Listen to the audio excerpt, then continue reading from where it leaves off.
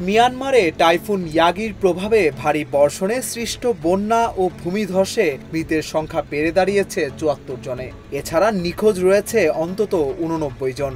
এরই মধ্যে ত্রাণ সহায়তা দেওয়া শুরু করেছে থাইল্যান্ডের বিমান বাহিনী। হেলিকপ্টার থেকে ফেলছে খাবার, কিন্তু এরই মধ্যে আরেক হেলিকপ্টার থেকে গুলি করছে জান্তা বাহিনী।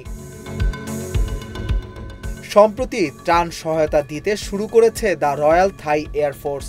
এক্ষেত্রে হেলিকপ্টার, উড়োজাহাজ ও ড্রোন দিয়ে বন্যার্ত এলাকায় ফেলা হচ্ছে খাবার ও ওষুধ। তবে সহজে সীমান্ত অতিক্রম করা যাচ্ছে না।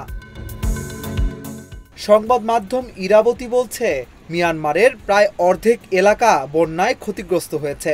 সুপার টাইফুন ইয়াগির প্রভাবে ভারী বর্ষণের পর এই বন্যা পরিস্থিতি সৃষ্টি হয়েছে। সবচেয়ে বেশি ক্ষতিগ্রস্ত হয়েছে মান্দালয় ও রাজধানী নেপিদো। বন্যার পানি থেকে রক্ষা পেতে সবাই গাছে কিংবা বাড়ির ছাদে আশ্রয় নিয়েছেন। সেখানেই থাকতে হচ্ছে টানা কয়েকদিন।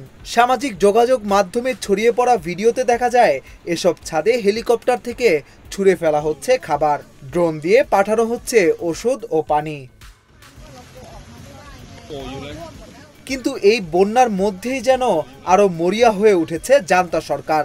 গত কয়েক মাসে বেশ কিছু এলাকা তাদের কাছ থেকে নিজেদের নিয়ন্ত্রণে নিয়েছে বিদ্রোহীরা।